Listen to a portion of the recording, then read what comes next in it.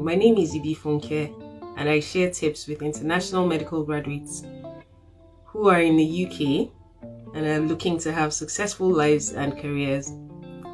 Today we're going to be talking about strategies for exam success, and I hope you enjoy our discussion.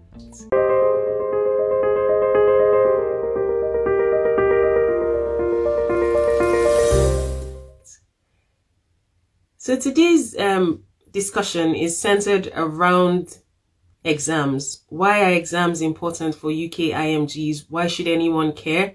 Why should we be having this discussion about exams? And it's really important because we're going to be talking about the phases in life and how you might come to need exams. So when you start out in the UK, depending on where you start, you may start as a junior doctor, SHO level, you may start as a senior registrar, fellow, senior fellow. Wherever you start, it's very likely that you're going to be faced with a situation where in order for you to progress, you're going to need to take an exam. What will we talk about this morning? Setting goals and understanding why you need that exam, understanding the timing of taking the exam, how to prepare, your performance, and then we'll talk about the results and dealing with the results. So setting goals, some of the goals that we might have as IMGs for exams would be training applications. For example, if you're considering GP, psychiatry, core surgical training, neurosurgery, and quite a few others, you may need to take an exam as the first bar to get over before you get to interview stage.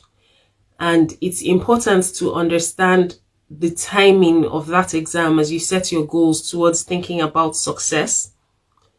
Another reason you might want to do an exam would be to progress in your career. So say you've been working as an SHO for a few years and you'd now like to progress to middle grade, then you'll need to have an exam to show that you've made that transition, and that can support you in that way. That being said, sometimes it's possible to progress without taking the exams, but the exams give you more flexibility in terms of it's usually the baseline of things that are accepted for that next stage in career.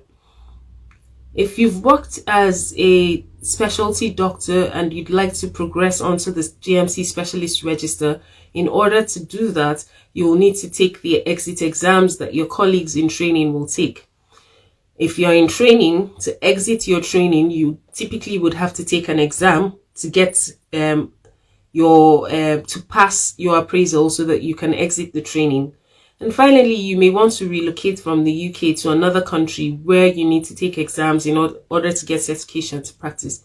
So hopefully I've covered where everybody might find themselves who's in this meeting, and we can then talk about how you strategize at each of these levels and what is important in preparation and planning. As doctors, from the moment we get into medical school, we've already been selected from society in terms of our academic performance, our abilities to multitask, our abilities to be multi-achievers. We've been selected. We're already cream in that selection process. And then we go through medical school. Some of us are in that cohort where we never failed in medical school. Indeed, some of us are even in the distinction category of medical school. And you come through that process coming to believe very strongly in your academic activities and your academic prowess. And then you scale the GMC registration, whether you go that the PLAB way or the membership exam way. Some people go that now through the MTI way, so they don't do the exams. But either way, you've consistently achieved success in something that is quite challenging and difficult. And whilst you were achieving this success, you were watching your colleagues fall by the wayside. So you know that your achievements are not even slightly to be taken for granted. They're actually significant achievements. Now, when you get to the point where you're an IMG in the UK and you're trying to progress, things are different. This is now adult education. The first thing to know is you're in a different environment. You're trying to cope with the changes at work, the culture at work. You're trying to settle into a new system socially, and we've talked about this in a previous huddle. You're trying to settle into a new environment, trying to build a community for yourself. You have so much going on financially, and all of this is going on in the background. On top of that, you have to prepare for an exam and pass. You have to set your pride aside. This is not the time to believe that because of your previous achievements, you don't need support, you don't need help. You have to set that pride aside, be humble, and know that you're facing a new challenge, and your new challenge is passing your exam in spite of everything else that's going on in your life. So the first thing, before we get into strategies and timing and things, is set your pride aside. You're no longer the star boy or star girl that you used to be. You're now a person who has a full challenging life to deal with and also has to pass an exam.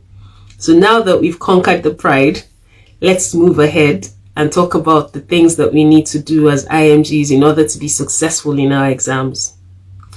Planning your timing. Timing is everything as a UK IMG taking exams.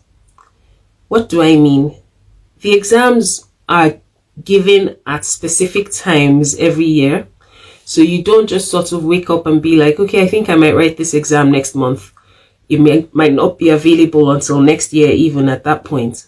So you need to understand when you need to take the exam. Why is timing also important? If you're planning this exam in order to be able to apply for training, then you must think about the dates you are selecting for the exam so that if you're successful, you're able to use it for the application. If you're unsuccessful, you still have time to take the exam again if that is an opportunity that is available to you before you apply for training. So you have to give yourself an adequate amount of time to plan for the exam and plan for eventualities.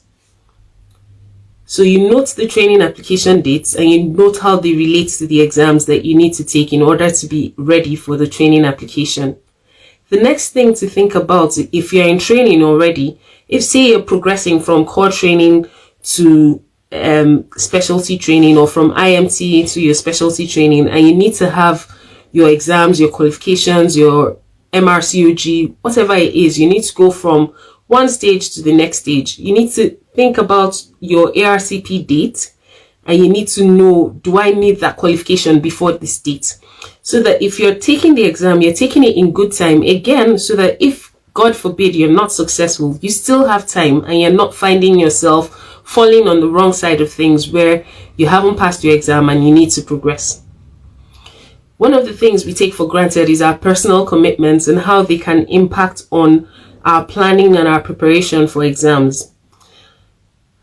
The exam that has led me to the understanding of why IMGs need to be strategic about taking exams was the MRCS Part A exam.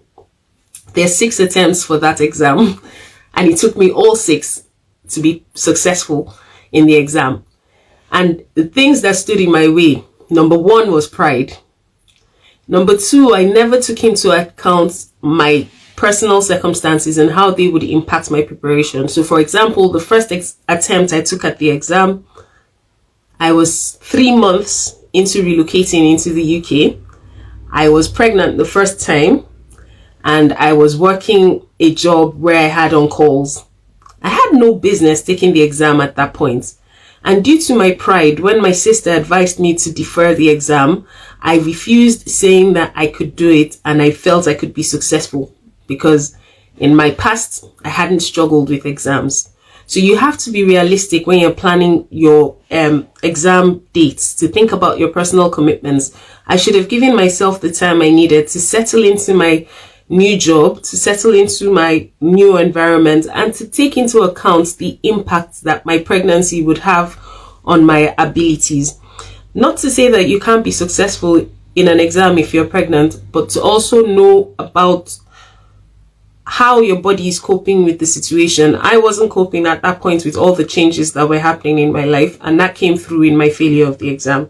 So be realistic about your personal commitments. If you're planning to move, a big move, if you're planning anything that you feel might impact your studies, then plan your exam to fit into your personal circumstances and make the most of it. Now, the preparation for the exam. Exam preparation is unique to each individual, but there are some key ingredients that, regardless of your preferences and your situation, will be the same. So one of them is planning or scheduling time for your studies. Some people are better able to study in the morning, early morning. Some people are better able to study late at night. Some people are better able to study in groups. Some people are better able to study on their own. We'll talk about studying on your own a bit more. Regardless of what your preference is, it's useful to identify what your personal best way of going about it is and plan around that. In preparing for the exam, you need to think about the materials that you will use.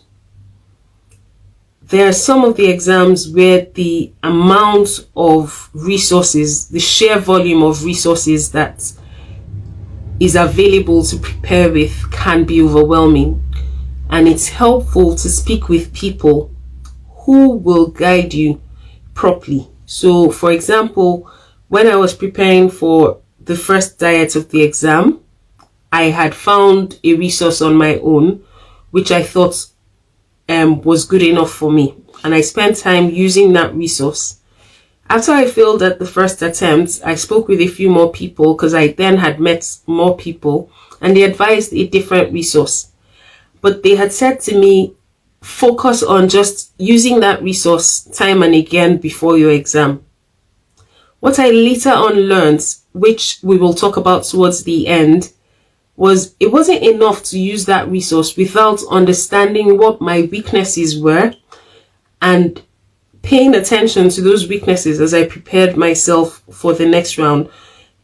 In the journal, when we talk about study goals, so that's the Thriving in the NHS journal, there's a section that is dedicated to study goals.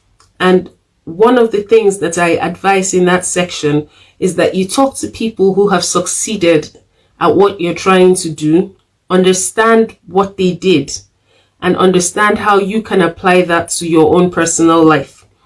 So first thing is to identify your study pattern preferences and make a plan. So schedule your time every morning from 6 to 7, every morning from 5:30 to 6:30, every evening from 9 p.m. to 11 p.m. Schedule time that you're going to devote to preparing for your exam. The next thing to think about is the resources that you're going to use. How are you going to allocate time to use those resources, having spoken to people who have taken the exam and taken their advice on board? Next thing to think about in preparation is what are the exam requirements. I'll always fall back to surgical examples because that's the world I'm from. And most of the information I'm giving you comes from my personal experience. So hopefully you can apply that personal experience to your own lives. The third thing that we're talking about now is how you're going to prepare for the exam, thinking about what the expectation of the exam is.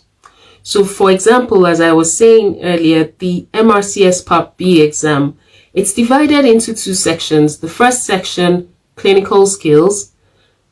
The second section, knowledge. Now, it's possible to prepare and focus on one side at the detriment of the other side. But the challenge then comes because you have to pass both ends in order to succeed at the exam.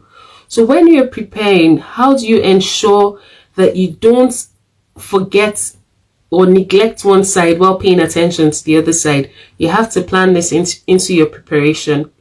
In your preparation, you have to think about the fact that the rest of your life is going on.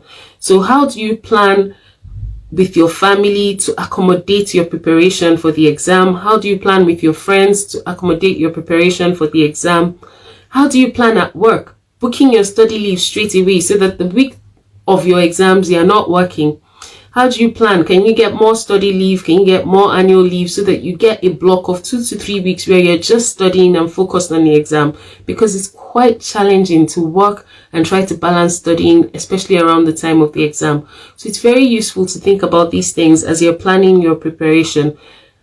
I hope that by the end of this session, we're approaching exams in a strategic way. So rather than the fact that I have to take this exam, we now have a mindset that we're using to approach the exams, thinking about these things that we're talking about and laying out a clearly defined plan and how we're going to approach things. I've included a discussion about investment into this meeting because I think that this is something that we take for granted. The exams are costly. The MRCS Part A exam costs about £500 plus. The MRCS Part B exam costs about £1,000. I know the GP RCA exam costs about £1,000 as well. This is not money that is, you can treat flippantly. Even if you're doing locum jobs, even if you're doing multiple jobs, it's still money that can do other things if you're not paying for exams. So the way to think about it, I think, is to focus on passing this exam in one go. So the first time you attempt the exam, you want to pass it at that attempt. And this is not only because of the financial cost. We've talked about preparation for the exam and the impact it has on your family life and your social life. So the time that is used up when you fail the exam and you have to take the exam again, you can't get that time back. Unlike money that you can potentially make again, for the time it's lost. So when you're thinking about the exam, you have to think about the investment you're making so that you maximize the return on that investment by succeeding at the first attempt. How can you do this? What are the strategies that you can use? We'll talk about that next. In order to pass the exam, you have to think about your strategies. So I'll digress a little bit and share some of my experiences at this point, and then we'll come back to think about what each person can do in their personal lives. So the strategy for my PLAB 1, at that point, my pride was all over me, I was doing a master's degree. I was succeeding at my exams during my master's. I had passed the English exam, and it was now time for PLAB. And my friend who I was taking the exam with had insisted almost that I take a course for PLAB 1. And I was fully Nigerian. I was like, God forbid, for these PLAB questions, never. I don't need to do any extra work. I can do it on my own. But he was a good friend and he pushed and pushed and pushed. And eventually I gave in. I attended a group study session. We did some mocks together. 2 mocks, in fact, where 6 mocks were being offered. But in my pride, I was like 2 and that's it. Would you believe that I only passed that exam, the cutoff point, by 2 marks? So all of that, my pride, only 2 marks. I was that close to failing that attempt. The second time, the stakes were higher. It hadn't been long since I got married, maybe 6 months, maybe 4 months. And I was leaving my husband in Nigeria to come and take the PLAB 2 exam. I wasn't paying for the exam myself, so I couldn't imagine going to say to who my parents and parents-in-law who were supporting us at that time, going back to them and saying I had failed the exam. So the stakes were really high. I remember at that point, my friends who I was studying with, they were like, oh, you're so serious and you're so committed. Even we who live here and for whom the stakes are higher, we're not this committed. And I was like, look, the stakes are really high for me. There's no chance I'm going back to tell anyone I failed that exam. So what did I do at that PLAB 2 attempt? I studied with a group of people. I studied on my own. I've talked recently about practicing on my brother when I was at home. I practiced at home. I was studying with people. I attended mocks. I studied the course material that was available at the time to prepare for PLAB 2. And would you believe it? I passed at 1 attempt the PLAB 2 exam. So can you see a pattern here?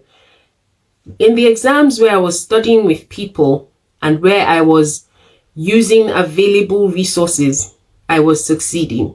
In the exams where I was proud and studying on my own, where I didn't have a support system, I was failing. Fast forward to my 6th attempt at the MRCS Part B exam. I was lucky enough to have been included into a network of Black surgeons, and I got mentored. And my mentor looked at the information I had shared with her, and she said, "Where do you think you're struggling with this exam?" I said, "The anatomy." And she said, "What resources have you used?" And I shared. And she said, "No, these are not the resources to use. This is the resource to use. This is what to do. You need to get a study partner. You need this, you need that." At the 5th attempt of the MRCS exam, I had finally listened to my friend, and I had attended a course for the exam. I had done a mock, and I missed the cutoff point by less than a percentage. So I knew the impact the course had had. So this time I did the course again. I studied with someone. I used the material that was recommended for the anatomy. And surprise, surprise, I passed at that attempt. So there is a strategy to these things, and we have to start thinking about how to approach the exams. So the first thing, I've talked about this earlier, the exam format. What are you expected to do? Is this going to be an MC, multiple choice questions? Is it single best answers? Is it extended matching? What exactly is this format of the exam? What's the duration of the exam? So if the exam is going to be for 1.5 hours, you're going to need to practice sitting and answering questions for 1.5 hours, and make sure that you have the stamina for that. You're not getting bored. You're not getting frustrated. Your bladder is okay. So you're going to have to sit down and practice that. If, for example, like the RCA for the GPs, you're doing recordings, are you going to practice those conversations with patients? Are you going to think about what responses they might give you? How can you strategize so that you can simulate the experience that you're going to have for the exam before the exam? Find out if there's anybody offering mocks for the exam. And if no one is offering mocks, then design your own mock for the exam. And what you want to know is if you're giving random questions to answer and you use the time frame that's going to be used for the exam, are you going to be able to succeed?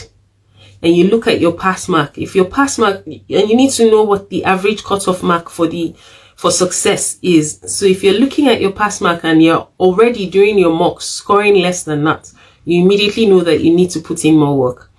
If you're scoring more than that and it's just marginal above the pass mark, you need to put in more work. So you need to be passing very comfortably during your mock exams, during your preparations, so that hopefully you can then succeed at the actual exam. We've talked about the study pattern. So designing a structure that works around what is comfortable for you. I'm a mom, so one of the things I had to take into consideration was getting my children to bed early enough so that I could have the time after they'd gone to bed to study. When I wasn't able to do that, I couldn't plan my studies because they would wake up at times when I had planned to study, and that would be my study time gone. If you're working more than one job, doing locums, maybe you might need to cut back. If you're going to have to cut back, how is that going to affect your finances? These are things that need to be planned so that you're not stretching yourself out too thin, and you're preparing well enough for the exams. I can't overemphasize the importance of having study buddies. Study buddies are people who have different strengths than you, and you come together to study. My MRCS Part B study buddies, we met at the exam. So that's another thing, the networking from exams. So we met at our first attempt at the exam where, interestingly, we had all failed and we kept in touch after. So we knew after the exam that we had failed, and we decided to form a group where we could study together. We each had our own strengths, and we were very committed to succeeding because we all had goals.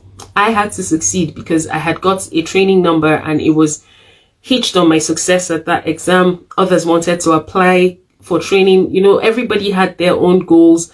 For some of us, it was the investment. They were writing from outside the country.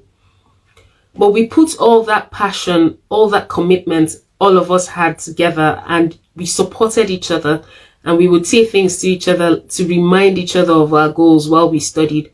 So when one person was down, the other person was up, and we just kept working together like that. By the time we were finished with our preparation, the strongest person in one field had pulled up the others in another area, and just like that, we had leveled out the playing field. And surprise, surprise, we all passed when we went for the next diet of the exam. So find study buddies. No matter how comfortable you think you are, no matter how well-versed you think you are, and how successful you think you'll be without studying with anyone else, I strongly would recommend finding people to, if only confirm that your self-belief is actually valid, then do that. Study with people. Don't study alone. Now, in spite of studying with study buddies, I would strongly recommend that you carry on studying on your own. And what that does for you, it helps you understand where your weaknesses are, where your strengths are, and you can polish that up when you join your group. So, for example, if you're doing an exam that is an OSCE, if you practice your performance during the OSCE by yourself, then you understand what your difficulties are. Do you have problems keeping to time?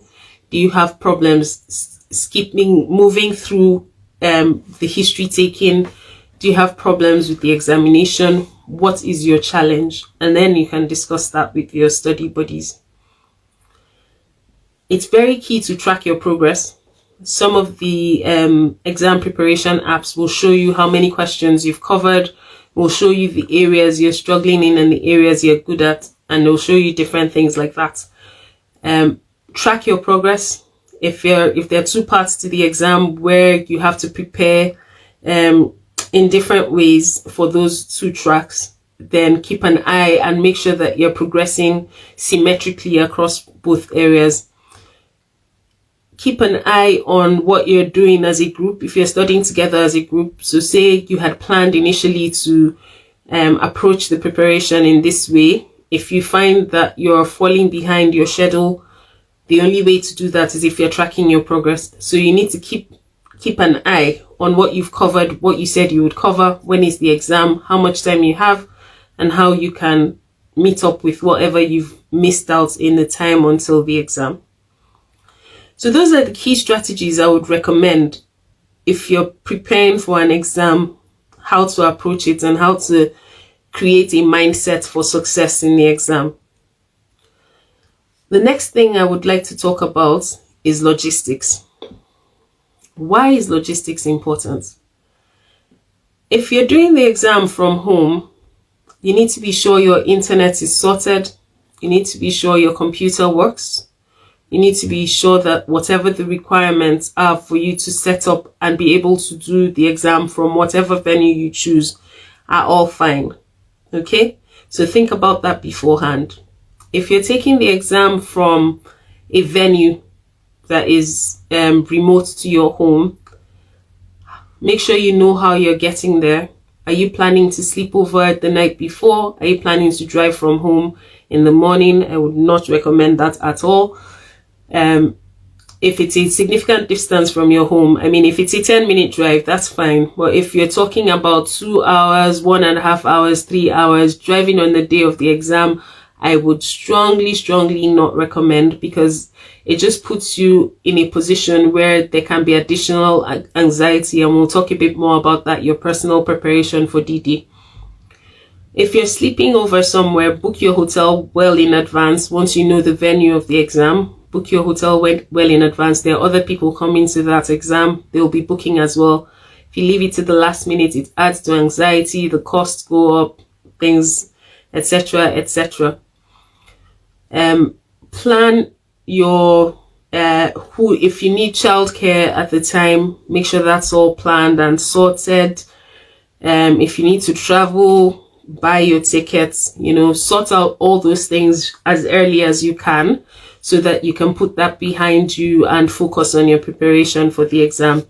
Don't forget to book your study leave early. Remember that some trusts will not let you book within 6 weeks of the date. So once you've bought paid for your exam, book your study leave, book your annual leave, do what you need to do to give you enough time to prepare for your exam. D-Day. So D-Day preparation starts well before D-Day because you need to think about things that you wouldn't normally think about. What do I mean? You need to think about your outfit. Some exam providers will want you to wear formal wear. Some exam providers are not particularly bothered, but you want to dress in a way where you feel confident and you feel comfortable. So I'm the sort of person who I feel better when I feel like I look the part. I feel more confident when I feel like I look confident, you know. So I'll pay attention to that. I'll recommend doing the same thing. If wash your hair, get your hair sorted, make sure for guys, have a shower and be in a space where you feel good about yourself. If you're the sort of person who likes to smell good, make sure you're smelling good. Like, just put in your A game, like you're going on a date, for example. So bring your A game, dress the part, but make sure you're comfortable. Make sure your shoes are comfortable. On the night before D-Day, please sleep early. You know, just sleep early, turn off your phone, rest. When we were in medical school, we had a saying about our multiple choice questions. We would say that some of the answers were at spinal cord level. And what that means is that you're not having to think about the answers because they can be produced without your cortex getting engaged, right? And some of the answers in some of these questions, especially the single best answers, objectives, you want to answer at that level where you're not thinking about it, but you can't do that if you haven't rested. So you need to be well rested, which is why I don't recommend driving to your venue if it's more than 20 minutes away on the day of your exam. So you've rested, you've picked out your nice outfit, you're dressed. Food. People have different relationships with food when they're nervous, and that's noteworthy. But you also need to provide your brain with glucose so it can perform. So think about what you can have safely on the morning of your exam so that your brain is nourished and your tummy is not messing you about. You're not needing the bathroom at an inopportune time during the exam. Monitor your fluid intake so that you're not going to the bathroom too often during the exam. So I've talked about my part A experience. I think at least 3 or 4 times out of the 6 times I took the exam, I was pregnant, sometimes heavily pregnant, because I was doing this exam over the course of maybe 3 or 4 years or something like that. So the bathroom breaks were frequent. I was needing to have food at the table with me during the exam. These are some kind of discomforts that are not necessary. So if you think about what you need, just think, what do I need? What does my body need? How does my body behave? And plan for that on D-Day. Okay. I would strongly recommend, if you have a break between your exams, so between, say you're doing one exam, but there's 1.5 hours in the morning, 1.5 hours in the evening. It can be tempting to check answers in between the exam and make sure that you're fine. But I would strongly recommend that you think about the impact that could have on you. So if you find that the answers are wrong, are you somebody who's going to be demoralized by that, or are you going to be all right? So think about who you are. Think about how you react in those kind of situations before you make the decision. After the exam, so on the day of the exam, in between the exam, we've talked about that. If you get a break, again, think about eating. Think specifically about the choice you make about the food you eat. Also, you can make sure that your brain gets the glucose it needs to perform at its optimum. Okay, so those are my top tips for D-Day.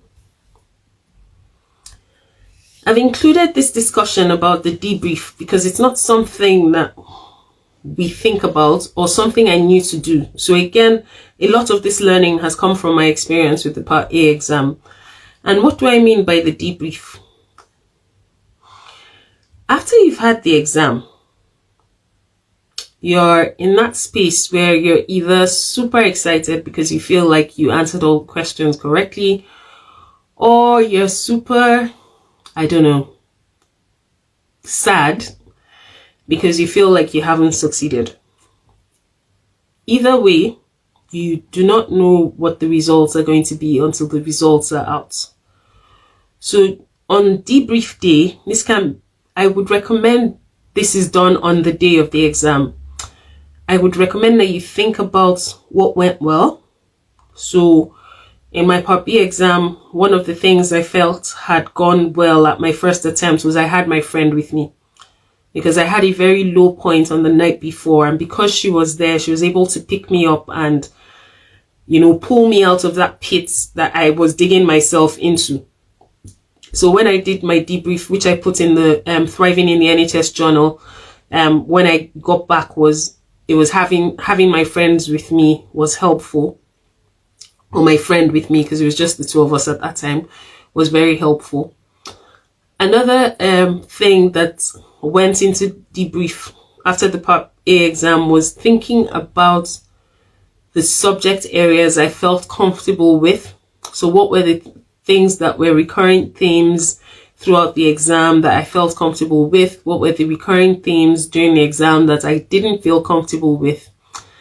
Now, this part of the debrief will either be for yourself in the future or will be helpful for you to pass on to others. And please note that this is not writing down the questions that came in the exam.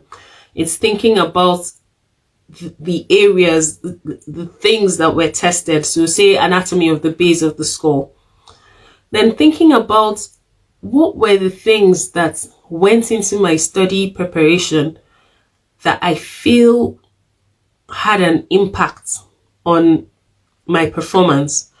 So were the materials I used good enough? Do I feel like my timing in terms of when I took the exam and how long I prepared for, do I feel like that was adequate? Thinking about all these things, again, you're either doing this for your future self or you're doing it to support somebody else down the line. And you don't have to, but if you need it, you'll find it very beneficial. And that's why I thought including the debrief after the exam is a strategy that we should build in to approaching the exams. Finally, we come to results. After the debrief, you know when the results will be out because you would have been told when to expect them.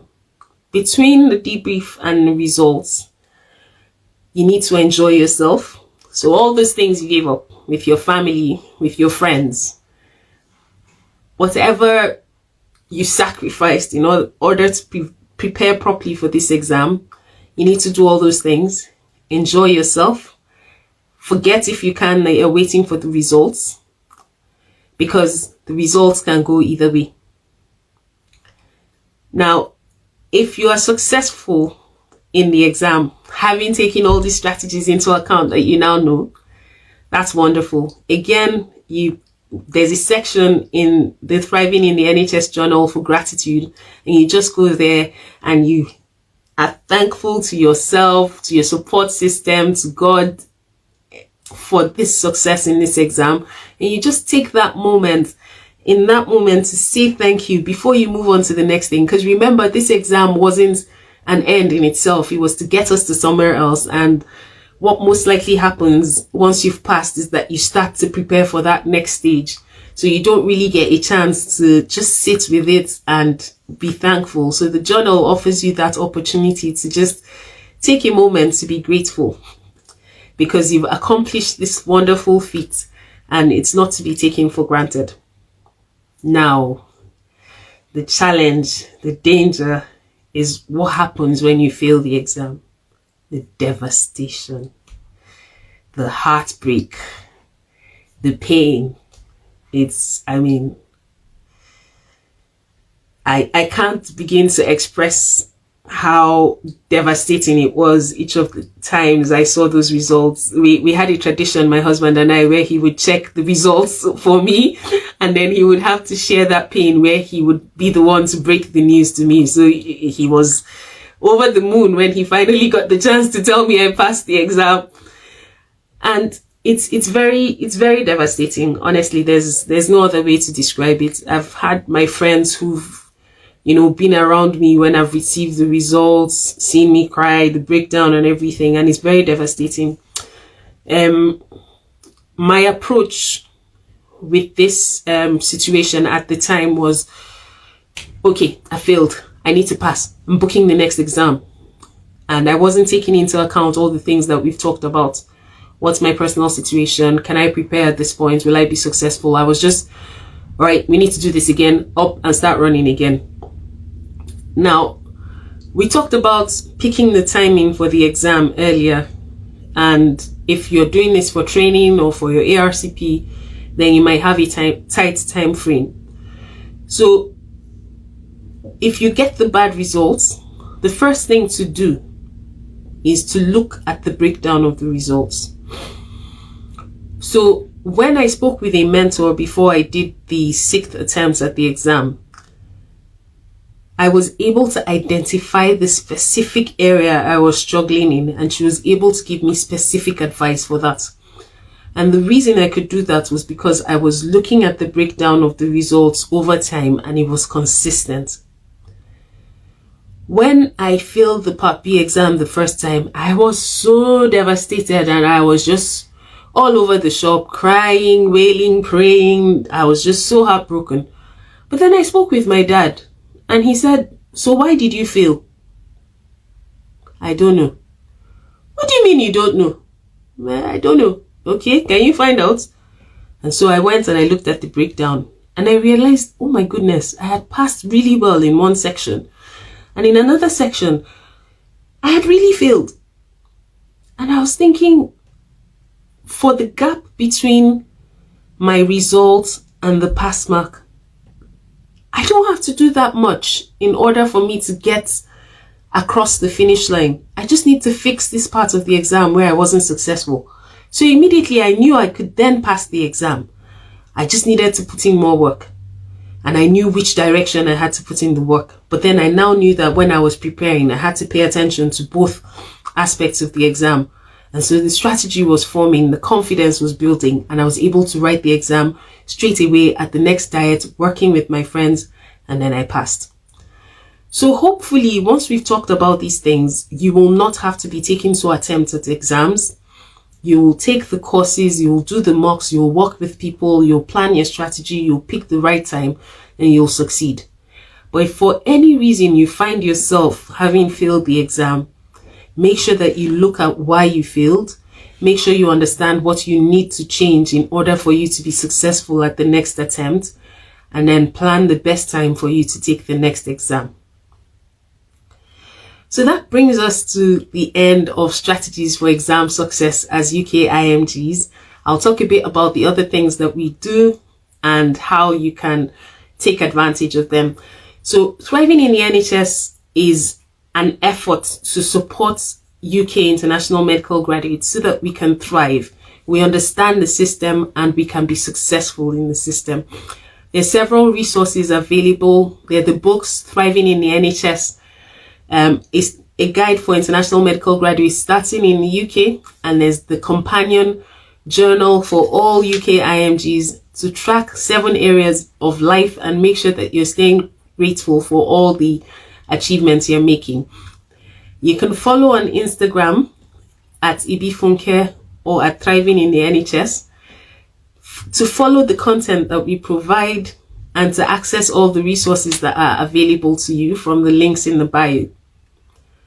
You can join us for the huddles. Next month, we're going to be talking about financial well-being for UK IMGs, and I have a lot to share. So I hope you can join us at the next huddle. You can sign up to attend on the link in the bio. There's a link to register. Registration is free for the huddles. You can catch up with previous huddles on Instagram. You can also sign up. Once you've signed up or once you followed us on Instagram, you'll get notifications when we're live and you can join. If you want some of this encouragement to come directly into your inbox with encouragement, and you can reply to those emails and share your thoughts and challenges, then sign up to the newsletter. Again, the link is in the bio on Instagram. I've talked a lot about the journal during this discussion. You can buy the journal or buy the book, both on Amazon. Just click on the link in the bio. If you'd like to read the book from Nigeria, you can read it on BAM Books. The link again is in the bio. If you'd like to read on Kindle, you can get that off Amazon. I'm not the only one who's supporting international medical graduates. There's lots and lots of support that can meet everybody where they are. There's a group called IMG Advisor on Facebook. Road to UK is run by Abriz and Mohammed. They have a YouTube page, a Facebook group. True Link is on Instagram. Healthy English is on Instagram and LinkedIn.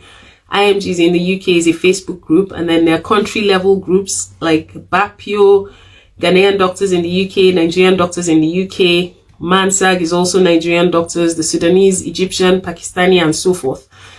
So find your country group and join. We've talked about the importance of social networking in the UK in a previous huddle, to take advantage of these resources. We're taking the questions to Zoom. So if you'd like to join us for the question and answer session, I'll encourage you to join us on Zoom. The link is in my bio. So just click on my profile on Instagram, and you'll see the link to sign up for Zoom, and you can join us straight away. I have been so pleased to share my morning with you. It has been a fantastic experience to share this Saturday morning with you. I don't take it for granted that you give up everything you're doing to listen to me share my thoughts, my experiences, and offer you some support to make your journey smoother and to make it easier. We don't want to have any stories of IMGs taking exams 6 times before succeeding, or having to fail twice before succeeding, or fail once before succeeding at the second attempt. We want more stories of people succeeding at the first attempt because they've learned from other people's experiences. So thank you again for sharing your time with me. I hope you found this useful, and I hope to see you again at the next huddle. Be that friend that tells a friend. Until next time.